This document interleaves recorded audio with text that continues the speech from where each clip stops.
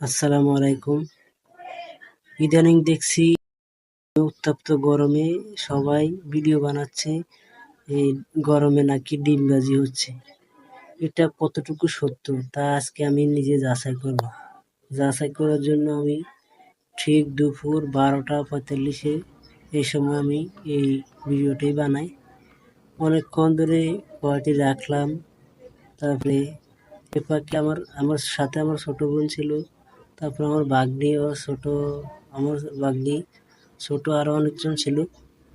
তারপরে আমরা এই ফাঁকে অনেকক্ষণ কড়াইটা রাখলাম, আর এই ফাঁকে ওরা দুষ্টামিও সেরে নিল। প্রায় 10 মিনিট হয়ে গেল আমরা এটা রাখলাম, তারপরে আবার তেল দিয়ে তারপর 10 মিনিট রাখলাম। আমরা যা দেখলাম, মানে